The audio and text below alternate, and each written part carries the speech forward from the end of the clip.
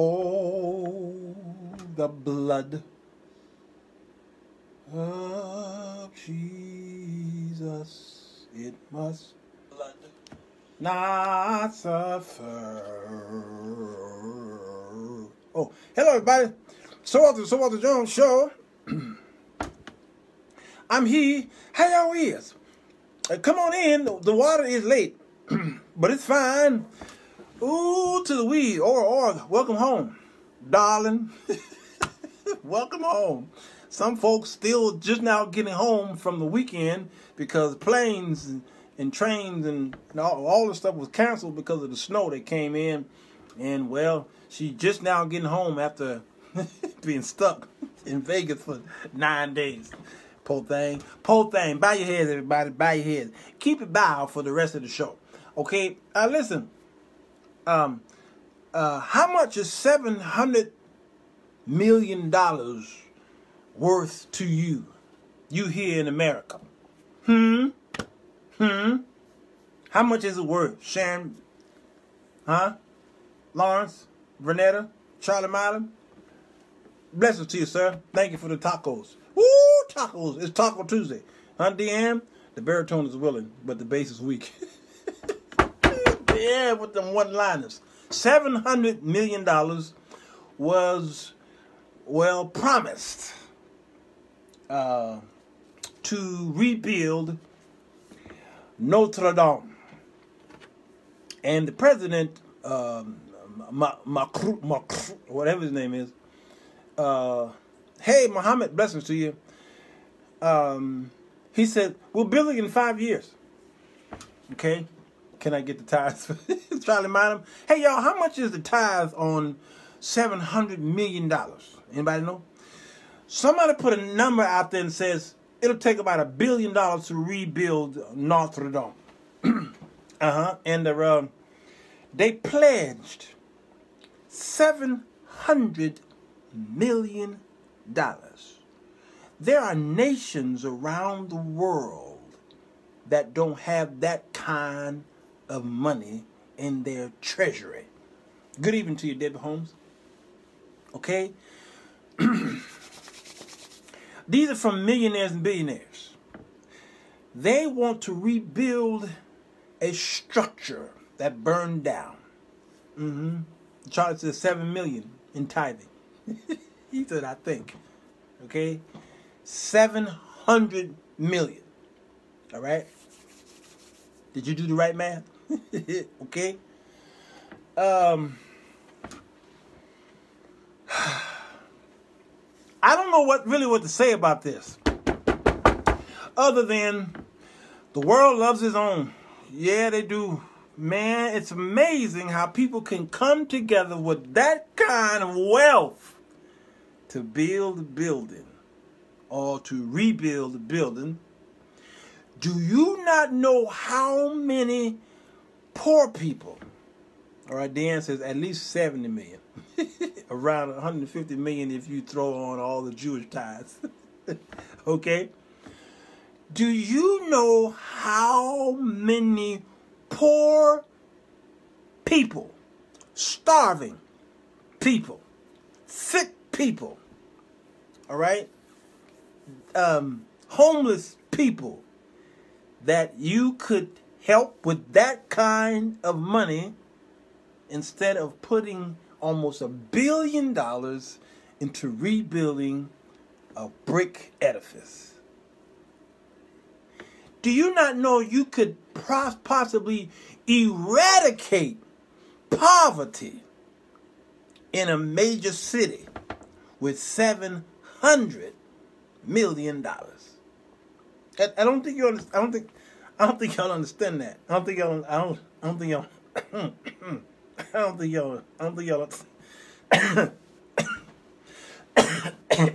It's so devastating that I'm coughing it out of my system. I'm being purged. $700 million can eradicate poverty in many of our major cities. I'm writing a book called the United States of Sodom and Gomorrah.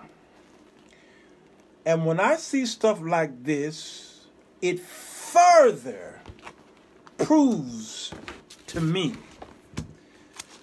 that the United States is Sodom or Gomorrah. It is one of the two. Yeah. Somebody put there, fix the water in Flint. Fix the water in Flint. Man, I don't know. I don't even know why I turned this on, because I'm getting upset just thinking about it. I'm just getting upset. Just thinking about this. Prophecy is being fulfilled. Muhammad, come on. Come on. This is a catastrophe. All right? I want to read something here. 16, where am I going? Okay, watch this. This is what the scriptures say. Behold, this was the iniquity of thy sister Sodom. Yeah, y'all with me? Where your heart is, therein lies your treasure. Yep. This is the sin of Sodom. Pride, fullness of bread. That means fat. An abundance of idleness was in her and her daughters. Yeah. Neither did she strengthen the hand of the poor and the needy. And they were haughty and committed abominations before me. Yeah, that's what's going on. I know that's over there in the European territories. I bet you there's going to be some millionaires over here that's going to donate. I bet you. I bet you. It's amazing where the heart of man is. Number one. Number two, it's also amazing how we who are Protestants don't come together like that. Protestants. You know how many poor and feeble and sick Protestants out there who don't come together on one? The reason why there's 30, let me see, I'm going to type this in here on live television, live Facebook. I'm going to type in how many denominations are there of Christianity are there. I just typed that in Google. Okay. Christianity is divided into between Eastern and Western theology. In these two divisions, there are 6 branches: Catholicism, Protestantism, Eastern Orthodoxism, Anglicanism, Oriental Orthodoxy, and Assyrians. Okay. It says the facts and stats: 33,000 denominations. It says 33,000. Lawrence, I know you got 300,000. This says 33,000. Okay? 22,000 independent, 9,000 Protestants, 1,600 marginal, 781 Orthodox, 242 Roman Catholic, and 168 Anglican. So the 33,000 are subdivided into those 6 ecclesiastical cultural mega blocks. Blessings to you, Justin. Okay? Yeah. So 33,000 denominations. What is that saying? The problem is the Protestants have kept on protesting. Yeah. What is that? What could that possibly be saying that we have that many?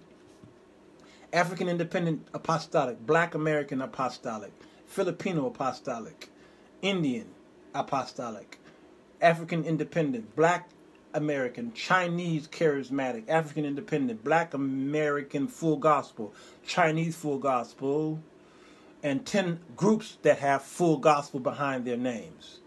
And then Chinese Full Gospel, Neo-Charismatic, Oneness Pentecostal, okay? Word of Faith, prosperity groups, a couple of mixed traditions, some Zionist groups, independent Anglican, independent Adventists, independent Baptists, British Israelites, hidden Buddhism believers in Christ, independent Orthodox group,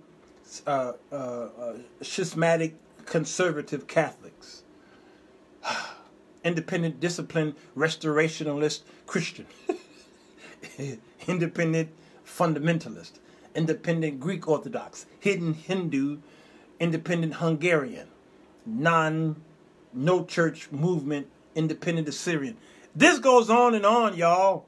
Independent Ukrainian, United Church, Community Church, Union Congregational, Ethnic, Monotheistic Denomination, Single, Autonomous Congregations, and one of the largest and fastest growing denominations is atheism. Y'all like atheism? They don't believe in God. That's a religion. Yes, all right. You said that's not one body. Now, how they calculated this stuff, can be shaky. This is really on shaky ground here. Okay, all right. What are you saying? This is shaky ground here because there are, for instance, the Church of God in Christ is one body, and then there's a split. The Apostolic is one body, and then there's a split. Muslims, they even split. Hebrew Israelites have a split. All Hebrew Israelites are not the ones who are on the street corner with all that white on, cussing out white folks and calling them the white devils. Okay, that ain't. There's another group of Hebrew Israelites who are all about Jesus Christ, the Son of the living God. Yeah. So there are splits within splits. So it's crazy. What about Pentabaptist Coastal? I can't even say it. Sanctified Indian Divinity of Buddhism Ministries International. Whenever Walt Clark shows up, we in trouble. It also says we know that know what we are against, but do not know who we are for. Yeah, we messed up, y'all. This is messed up. And then there's Oprahism, and then there's Iana Van Zantism. There's Trumpism, and these are religions. these really are religions, okay? And we messed up. So almost $1 billion is donated to this church to rebuild it. It's going to take them more than 5 years. It's going to take them between 10 and 15 years to rebuild that church. It took a couple hundred years to build it, and then took a few more 100 years to restore it. All right, so they're talking about some 5 years. Even with the current technology in building construction today, it still will take more than 5. It's going to take about 10 years to rebuild. Okay, that's just the way it is. But the fact that $1 billion went to it should say something to the hearts of mankind. I know y'all saying they can do whatever they want to with that money. That's their money. The man's going to do whatever they want to. Is leave them alone. Oh, I get it.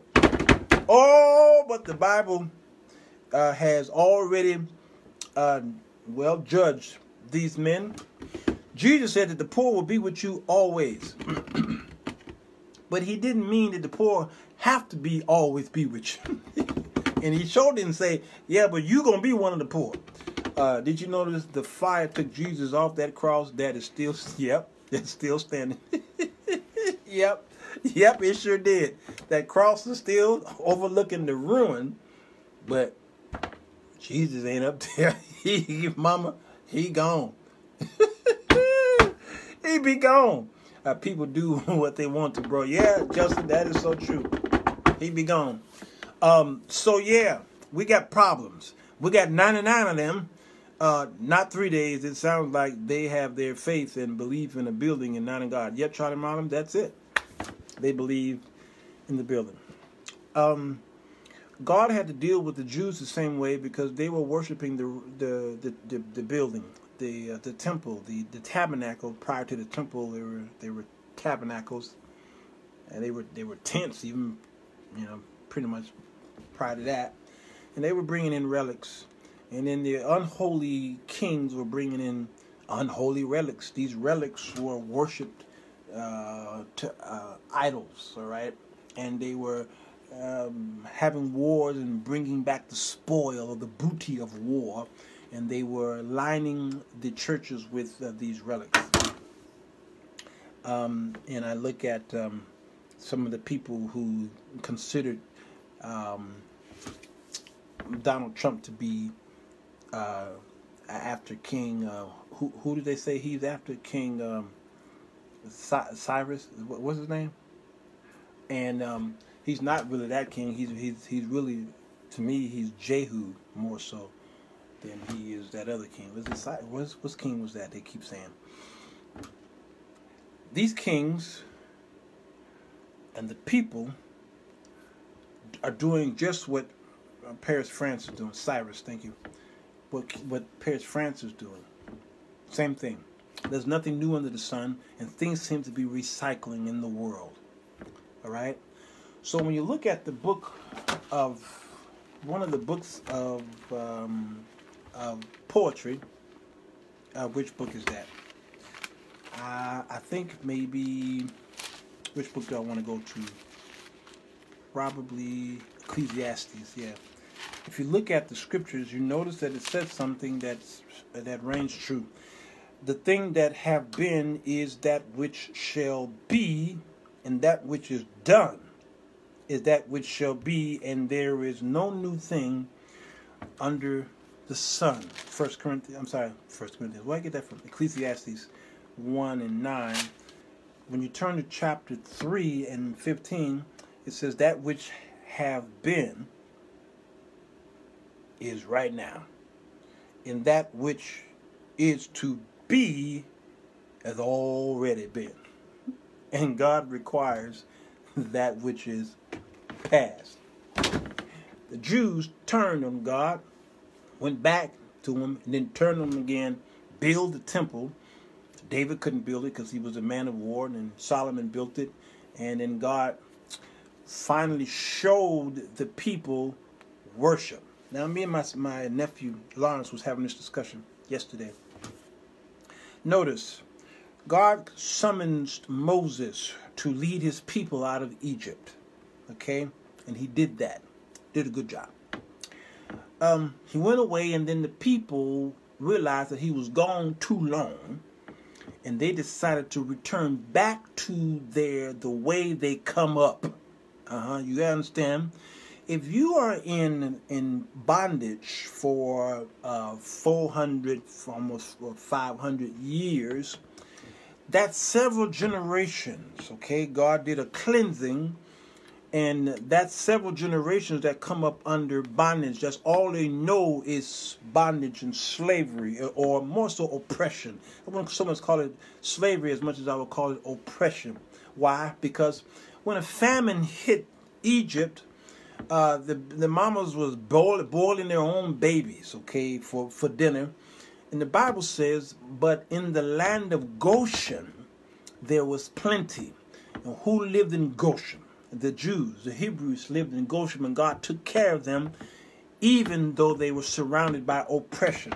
It's the same thing in the New Testament with the Romans, all right? The Jews still had a rule of law that they, notice when they arrested Jesus, and notice when they took him to Pontius Pilate, Pontius pretty much threw him back in their faces and said, y'all Jews, y'all take care of your own rule and your own laws.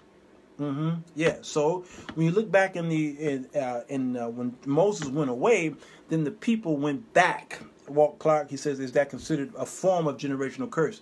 Yes, generational curses was prominent back in that time. I don't believe in that today, but back then, yes. Then God reversed that whole generational curse thing. He says, I will not punish the children for the sins of the father anymore. But prior to him saying that, he cursed the children for the sins of the parents. And so they decided to build these idols and bring in the gold and silver and what have you, and they erected this golden calf. Understand? Okay, and then so they decided to go back to their pagan way, the way that they only knew. You understand? They went back to a familiar place. That's why sometimes when people get saved and they go out there and try to win folks, then all it takes is a proper temptation. Notice Jesus mentioned the seed that is thrown on footstool, on stony ground, on good soil. Okay, and he mentioned that the seed that was thrown on those particular places, some heard the word, but it got choked out by the weed. And in another place, the people heard the word, but they went out there to witness, but Satan came and stole from them, and they went back to their own way. And then the other fell on good ground, and then this produced good crop, and then they went out and won 30, 60, 100-fold. So this ain't got nothing to do with money. Y'all stop saying this during the offering time, all right?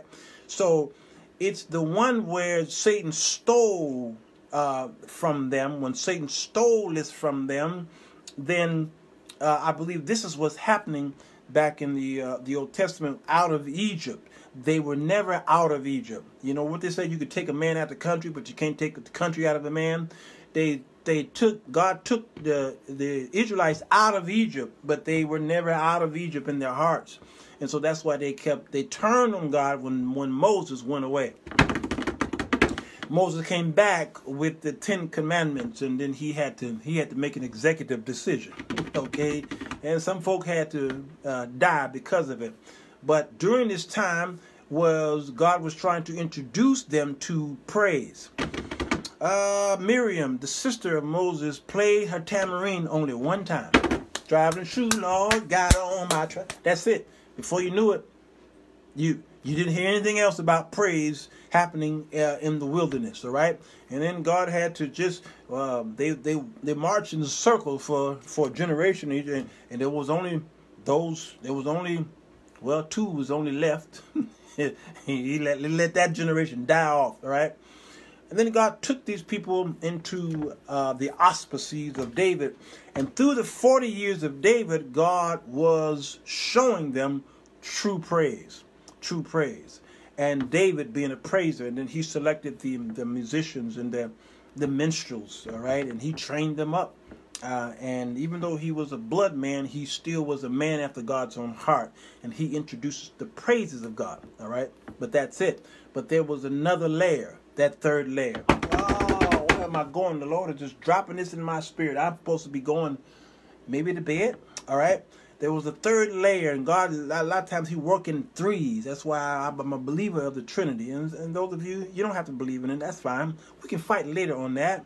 But there's those three layers. Even in the interpretation of scriptures, there's actually, I believe, there's about 3 layers of interpretation of scripture.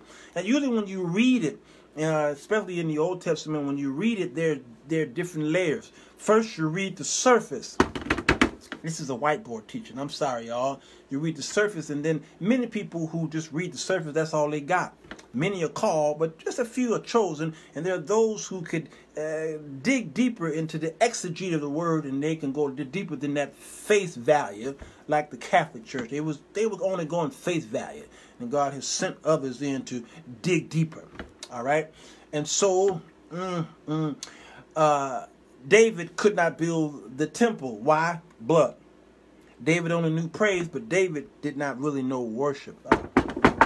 So what happened? God allowed that boy to get old and wrinkled. Okay, and so David was laying in the bed, and they said that the elders came, and they decided to get this woman to lie in the bed with David. I think her name was Abishag. Is that right? Abishag, I think that was her name.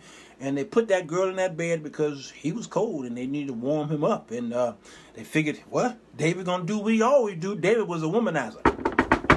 And what happened? The Bible says that David didn't touch that woman.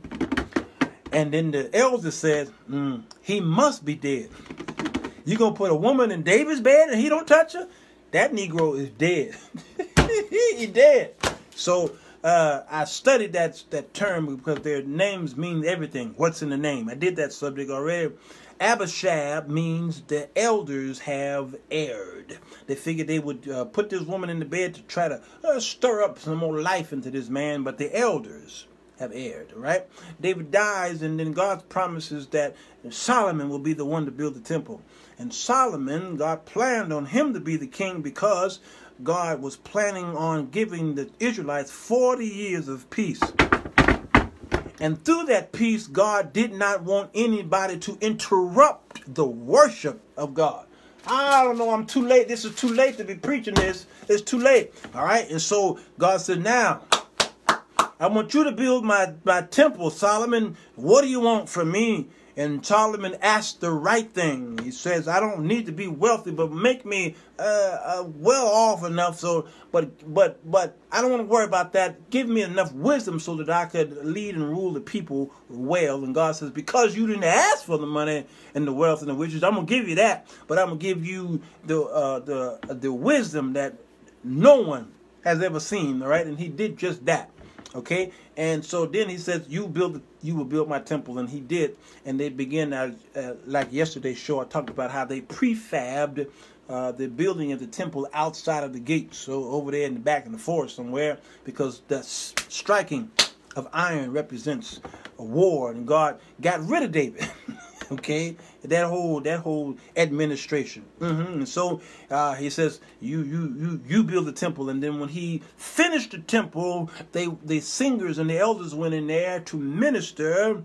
All right, and it got the cloud in the place, and the smoke got so thick that they couldn't even stand up. God had finally came into the place and showed them true worship.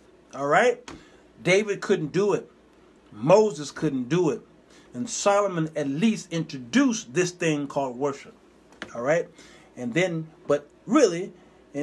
Solomon, he messed up too, because he began to go to foreign lands and get these foreign women that God forbid him to do, and began to worship Ashtaroth and bring these things into the temple. And God had to fix all this through the only man, the only one who could bring in both praise and worship, was His only begotten Son. Jesus fixed it all. All right? And so this is what's happening here today. There's nothing new under the sun. Many of you have built your churches and your cathedrals, all right, and your tabernacles and all of these churches, what have you, and you've put so much stock into the building and in the outside facade and the inside interior and the decor, okay, and the aesthetics and what have you. You put so much attention into that, when people outside of the temple are starving and they're dying, they're hungry, they have no homes, okay, and the children, they no medicine, all kind of stuff, and we enter inside of our churches, and we every Sunday there's about I don't know what they say, how many billions of dollars are raised on Sundays. Yeah, Walt, I went there. Billions of dollars are raised on Sundays. Billions in America on Sundays inside the church. Can you imagine what all those billions of dollars can do Monday through Saturday for those who God commissioned you to go after? Can you imagine? So we talk about the $700 million given over there to rebuild a building that they worship to Mother Mary, when in America billions of dollars are raised to pay for mortgages that are owned by these banks, which are mostly owned by 100% of them, I believe, are owned by European men and women who the government bails out whenever they rob us blind. They bail them out. Yeah, Ezekiel chapter 16. So the government owns the churches, especially if you are a 501c3, you are considered a ward or a creature of the state. Yes, all right? And billions of dollars every Sunday are gone to fatten up the coffers, the pockets of the bankers. And you call it tithe and offerings. That's what you call it. But those tithes and those offerings don't go to God. It don't go to the work of God.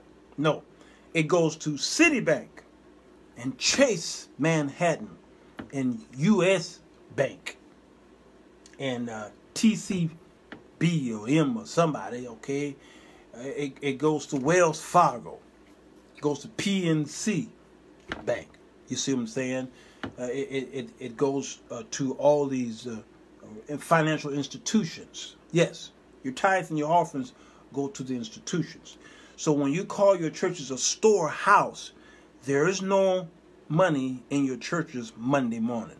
It is not the storehouse. It is a conduit where monies are passed through the gates. Your church is a gate or portal to pass the money through. It's a collection house. It's really shipping and handling. Y'all need to rename your churches the Shipping and Handling Apostolic Church of God in Christ Full Gospel International. All right, and as you pay the shipping and handling, the rest of that money goes to the financial institutions. You understand? If you could just put all of your resources together, you Protestants out there, because every 3 blocks there's a church up and down Michigan Avenue here in Roseland. If you could just take your monies on Ashland Avenue, up and down Ashland from the north side to the south side, if you could just pull your resources together on Western Avenue, just pull your resources together on Halsted Avenue. If you could just pull your resources together up and down Kedzie Avenue and 87th Street and 79th Street, up and down if you could just pull your resources together financially, you could have several banks here in Chicago, and we'll name it after you. You could have hospitals in your towns instead of having to drive poor mama or grandmama or your daughter, the bag done broke, and now you got to call an Uber or Lyft to get this baby to a hospital miles away. All right, and they don't have a trauma center for a shot victim, or so they gotta ship you somewhere else. All right, you got billions of dollars being raised in your community, and you don't see nothing but vacant lots and boarded up homes with X's on them. No black businesses. It's just Habib and his shop, and he got a bulletproof. And the Asian man, he got his bulletproof vest and glass. Okay. When all these churches that raise billions of dollars every week, can you imagine us pulling together our resources and never having to leave the community for anything like they did in the Black Wall Street down in Tulsa, Oklahoma? Can you imagine removing the pride that you have in your brain because you wanted to be the pastor, you wanted to be known by everybody, okay? So you started your ministry, you decided to be an independent, okay? You just popped up out of nowhere, and no one, we don't know where you come from, you just popped up, all right? And y'all popped up all over the place like tents. So you're going back to the old tabernacle way in the desert. And a lot of these cities are deserts now because that's how you're operating. It's difficult for African Americans especially to come together like that, all right? When you see a catastrophe, a fire or a tsunami or hurricane or what have you, notice what them white folk do down in the South. Man, they come together. They have lemonade stands. They empty their bank accounts because they're helping their own. I don't understand. I just don't understand it. I don't understand it with all the Pentecostal churches we got just here in Chicago. Can you imagine putting our resources together? We got one black bank. One. We had Seaway National, but Seaway saw its way and it went away. All right? They got one left. And 2 African brothers from a town called Africa, okay, came over here and rescued this IS something bank over here in Bronzeville, and that's Bronzeville. Yeah, that's it. That's all we got. Can you imagine if you would just, if you could have just, you wanted to build a church? If you could have just went to the black building, the black institutions, or you could have just put your monies together and you build your own black banks around the city and then got mortgages from them and then poured it back into the community. Can't you believe what an amazing structure we would have, a legacy that we could leave to our children and children's children? Y'all keep bringing up that scripture about leaving an inheritance for your children's children, and the average person who says that have no life insurance. Your children can't afford to bury you. They got to do a GoFundMe. You're not worth being alive or dead. You have no worth. You worth nothing alive, and you worth nothing dead. Does that make any sense? You alive right now. You 50, 60, 70 years old. You have no life insurance. You worthless. Then you die. And you worth even less because there's no legacy. There's no inheritance. And the kids gotta go to the bank, the same bank where your church got the mortgage, and they gotta go over there and try to get a loan to bury you. They can't even afford to burn you. It still costs money to cremate you. You got to pay money for the dead. Okay? Unless you secretly put daddy's body in the trunk. Shh. Daddy dead? Shh. Don't tell nobody. What we gonna do? Put him in the trunk. Why? We can't afford to burn his behind. Oh, shh. All right, drive him down there to Mississippi. Because they don't find nobody down there in Mississippi. I'm still looking for my Uncle Bobo. Ain't found him yet. Where y'all see him last? Mississippi? Ain't found him yet. Drive him down into Mississippi and dump him in one of them rivers. Because once they find out that he died, we can't afford to bury him. I know, Aura. I know. She said, don't start. I'm trying to be as serious as possible, but I'm sorry, y'all. So you're worthless. You're worthless. And then you get up there and say that, and the Bible said, you got to leave an inheritance for your children's children.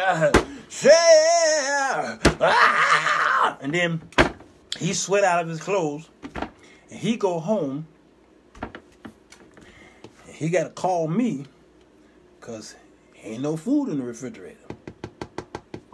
Walt Clark, I'm trying to tell you, ain't no food in the refrigerator. And his children's children ain't got nothing. They ain't got nothing. Daddy, granddaddy, when you gonna die? Huh? Why you ask me that? Well, we heard you say you gonna leave an inheritance for us, and we want it now. Can you please die? Well, I don't know. I ain't got nothing yet. But granddaddy, you 65 years old. You ain't got no. I don't have nothing. Oh. Then why are you up there preaching a lie? We are not one. We do not have all things in common.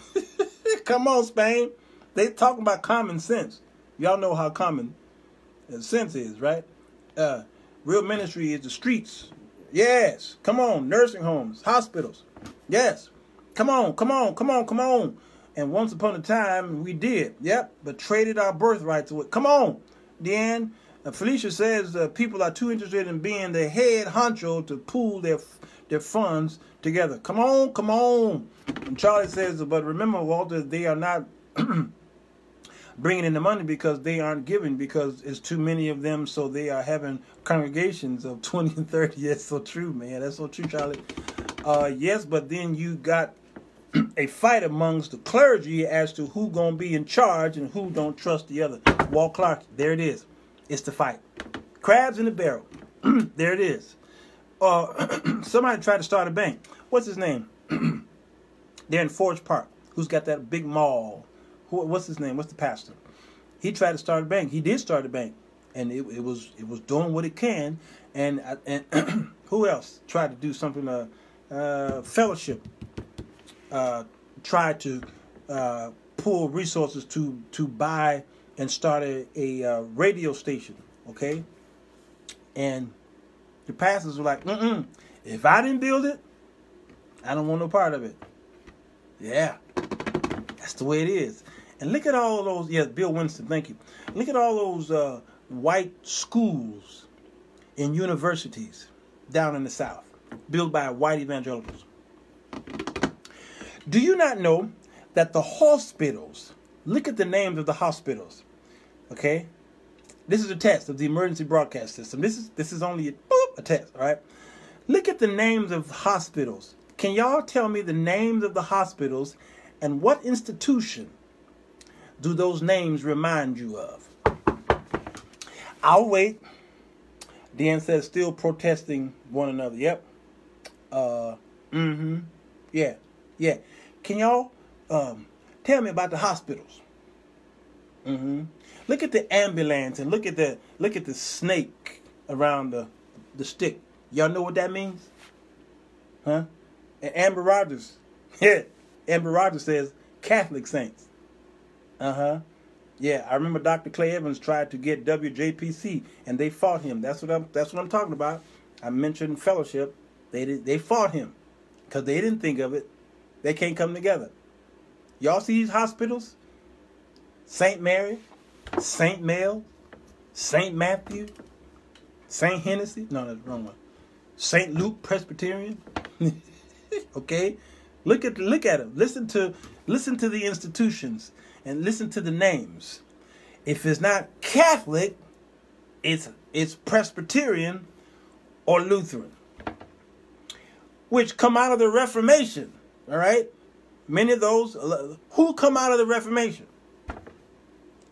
Who started the Reformation? Pretty much.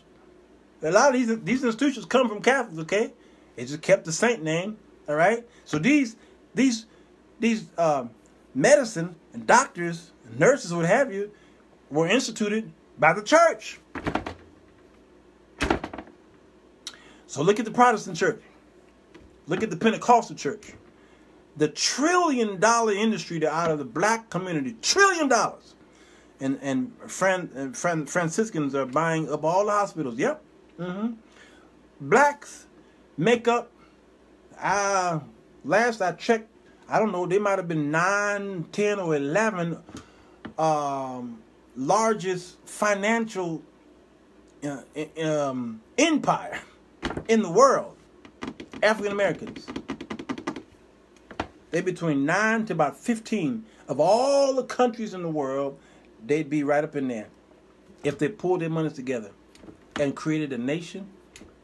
They'd be up there, maybe top 10. My town has a St. Mary, St. Luke, and Presbyterian. Yep. Now, Deanne Matthews says, so what's going on with the money? Huh? So here's the thing. When I say pull together, I don't mean start a church and then you put him over the pastor, then the rest of you pastors sit up under him. No, I'm not even talking about a church. I wasn't even talking about that. I'm talking about outreach. I'm talking about missions. I'm talking about home, not so much foreign mission. I'm talking about home mission. We have home and foreign missions at our churches, okay? But you don't know what's going on with the monies. You don't see nothing. How could your church have a home and foreign mission in the community, and the community is poor and crime is up, okay?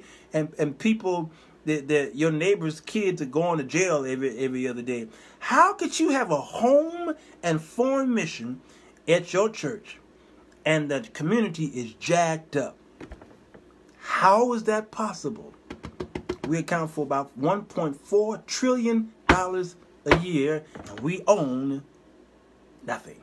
Not even the building we worship in, we don't even own it. There's only a few churches in America that own their building. It took them 30 years to buy it. But here's the thing. This is where I'm going to get in trouble.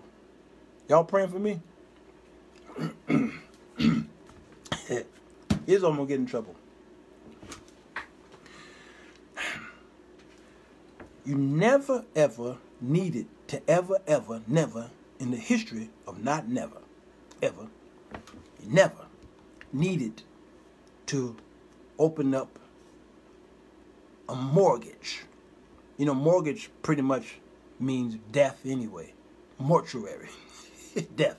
No church body should have ever had to get a mortgage on a building. Ever. Never. For God's house? No. No. When we are supposed to be the lenders and not the borrowers, and when we are become slaves to the lender, there's no church body should have ever had to get a mortgage. Do you know that the many Jewish synagogues don't have a mortgage? You know why they don't got no mortgage? Look at the Asian temples. Don't got no mortgages. You know why they don't got no mortgages? Look at the first century church who had all things common. Everybody, go ahead and type that in there. Say, all things common. That means they bought and sold among themselves. They didn't have to go down to the city hall for nobody. Everything they needed was in the community. If she needed it, she had it. If I needed it, I got it. Because they pulled their resources together. That's how they got Black Wall Street. And that's why it burned down, because of the jealousy. All right? I know churches have international ministries and nobody in the church got a passport. Amber Rogers, I say that all the time. How are you going to be an international missionary and you don't have a passport? I don't understand that. Headquarters. World headquarters. World headquarters. And the average person in that church ain't even, they on the west side, but they never been on the south side of Chicago. Never been. It's sad. All right? So they had all things common. No church should have ever had to go out there to get a mortgage. Now, the pastors who are watching this right now are rebuking the devil in the house. They rebuking me right now. I bind the devil of that skinny, tall, big nose. He messing with my money. Yeah, you should have never done it. I know too many people. I lived in South Dakota. I bring that up frequently. And these white folks didn't worry about no mortgage. And if they got a mortgage, they paid a 30-year mortgage off 5 years. It says we will not be in debt to no banking institution for God's house. Give us 5 years and we will pay that $10 million off. And sometimes they did it in 3 years. Other than that, there was no mortgage. What they do, they came together and they raised that money and they bought the land. They bought the land and then they called the construction company and built the building. No mortgage. Debt free.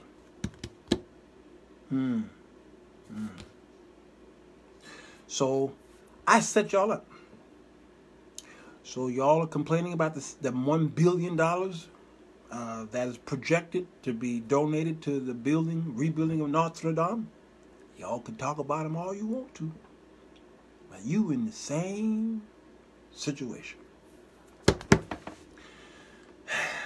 Y'all are giving your monies away.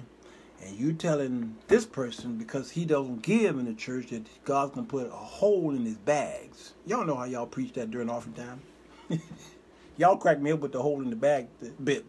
There's no wrapping under my sleeves. All right, here we go. It's offering time, y'all. I'm getting ready to give my greatest bit here. Here you go. You ready? Drum roll, please. God's going to put holes in your bags. Broops.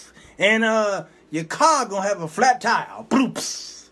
And your engine going to explode. Broops. And then your lights going to get turned off. Broops.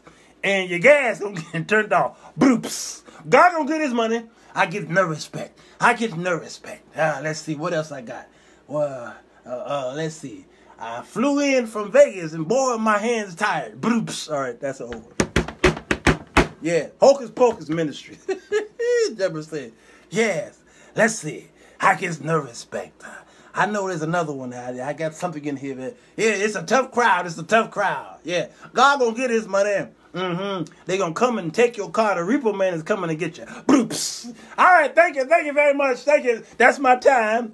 And tip your waiter. I'll be here all week long. Well, not really. I'll be back next Sunday. All right. Go to my website for my tour dates. I'll be at the P. Hogan Baptist Church next week. Thank you, audience. The black church as a whole puts through $1 billion in 2 weeks and puts it right back out again. You ever go to an Asian community? You ever go to an Asian community? That money go like this. Wee, wee. I'm trying to tell y'all. If I go get me some wonton soup, oh my God, today wonton soup blesses me. God made wonton soup himself. And I said, can I get some wonton soup and combination fried rice, please? Combination fried rice? Yeah, combination. Am I going to get in trouble for doing this bit here? Any Asians watching? Combination fried rice? Yeah, combination fried rice. Here. You know what's going to happen in that dollar? It's going to go wee around the community, wee around the block. Okay? It's going to the first store. It's going to stop here. Is where y'all go there and get your weave. It's going to go wee, stop at that store. That's where the weave is. That's where y'all get your picks and your brushes and the stuff y'all put in. Yeah, okay. And then it's gonna leave that store wee around the corner. It's gonna go to And you like the way I yes my nails, please do my nails. All right. Can I get a pedicure? Okay, we do good pedicure. All right, do my pedicure. All right, you're done good. Wee.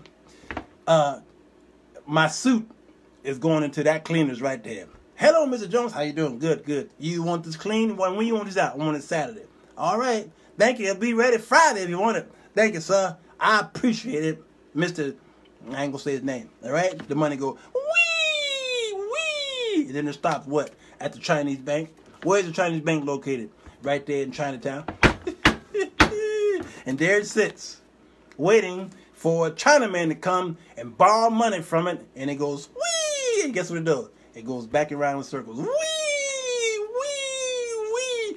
And my dollar stays in Asian Town. It lives a life of Asian Town, and then it started having more babies. It started multiplying. The denomination gets bigger and bigger in Asian Town. Okay, I'm sorry, y'all. I don't have a 20. Okay, yes I do. Let's see. Okay, this is Asian Town, y'all. It goes wee wee. This little piggy went to the market. Wee. Okay, it's stuck together. Right? Yes. Okay. It just goes around in the circle, going around in circles. Okay. Wee wee. Okay. Now, let me tell you what happens in the black community. Here's what happens in the black community. Pookie. Yeah, what's up? Can I get a square? All right, man. All right. Next. It's gone. It's gone. Where that dollar at? What dollar? The dollar I gave you like 5 minutes ago. Oh, that dollar? Yeah. It's in Asian Town. I was hungry, man. I needed some wonton soup. It's gone. It never made the circle. It never made it. It don't know no circles. It don't color within the lines. The black church as a whole puts through I read that already. We busy having chicken dinner sales, car washes, and annual days, raising $400, paying $600 for lights and gas, and still begging the next Sunday. Ooh wee! My God, today. I'm telling you, and a lot of y'all lost your churches. You lost your churches. The banks came and got it. They foreclosed on your church. This family, their tithes and offerings were huge, and they decided they're going to another church. Or they moved out of town. Maybe it was a military family. You were banking on that family, and they left. And they took 2 other families with them. Offering went down. You got to raise a certain amount every month, every week, that is.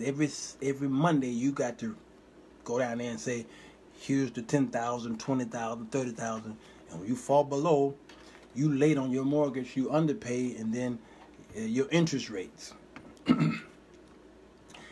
You could say tap it on the end of the mortgage. Oh, okay. You keep tapping it on the end.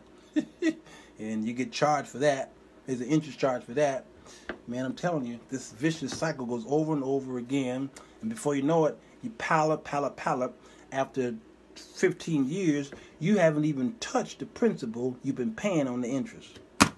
Ask me how I know. I remember being young and foolish and getting a car loan and knowing I couldn't afford that car.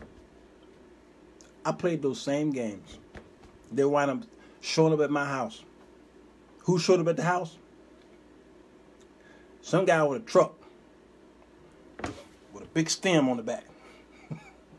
He going down the street with a big stem. That's a truck with a stem. I just happened to wake up one morning at 1 o'clock. God woke me up. Said, "Wake up, son. The Philistines are upon you." I said, "I'm going to shake myself like I always do, and I'll overtake him." No, you might want to look out the window, son. So I did. I looked out the window, and I heard beep, beep, beep, beep, beep, beep. I hear beeping going on, Lord. I don't have a hearing aid. There's a beeping going on. He said, "Look out, look out. Looketh out the window, son. Look out." I said, there's a stem in a truck. It's backing up. He going to hit the back of my car. God said, "No, he ain't. He not going to hit that car. He going to stop. Watch. It's a few feet." Oh, he did stop. God, you good. He stopped. Yeah. Now keep looking, son. Keep looking. That stem got a rope. That rope going to drop. All right? It's going to drop. Now he going to take the end of that rope and put it on your bumper. God, why he doing that? I was young and stupid. Now he going to tie that thing on the bumper. And when the beep, beep stops, he going to put it in drive. You know what that is, right, son? Yeah, I got one of them in my car. Yeah, he got one in his truck, too. Now, when he put it in drive, son, kiss your investment goodbye. I said, God, he pulling away with money. Yes, he is. Now, go out there, son. Go out there, and whatever's in the trunk, overtake it. Whatever's in the trunk, you bid him. You bid him Godspeed, but you beg him, go in the trunk. That you can go in the trunk and overtake your belongings. Take the city. So I did. I said, hey. The Lord told me the overtake was in my trunk. All right, man, hurry up. We got another car we got to pick up the street. That's my uncle's car. Yeah, we're picking that up too. Y'all on the same ticket. Yeah, that's when I realized I couldn't afford that car. The Lord giveth, the Lord taketh away. So, here we go. All right, I've held y'all too long. I'm so glad we had this time together. Okay, gotta go. And so, hey, y'all keep praying for Paris, France. They're gonna be all right. They got $1 billion coming into the economy. They're gonna sit in the bank, gather interest, and they're gonna spend that money on that church. And the corporations who gave that money, they're gonna rename it Taco Bell. Notre Taco Bell. They gonna call it Guaranteed Rate Dom. Well, I'm trying to tell you. They don't need to be getting no money from those corporations. I'm trying to tell you. They're gonna call that thing Apple today. Apple today. Notre Microsoft. All right, y'all. I gotta go. Buy the book, y'all. Go to Amazon.com right now for the best-selling book. It will be The 4 Women That Men Desire, written by yours truly. Amazon.com. The 4 Women That Men Desire. It's going to bless you. I preach the gospel to you ladies out there so you can understand why your man like you. He liked it at you. Yes, he do. And it's all in the book why he desire you. Go there, Amazon.com. And if you already got the book, hey, right now, go to Amazon and leave a review. Hey, leave a review. I appreciate it. Thanks. 6 more books are coming out this year. Get ready. Book 2 drops next month. All right. Love y'all. The corporations got a big write-off. Yeah, they did. Surely Babylon the Great is in luxury. I didn't read no more. I love y'all. Hey, Alexa, say goodnight to the people. Nighty-night. Get some good rest. You heard from the lady. Hit the share button.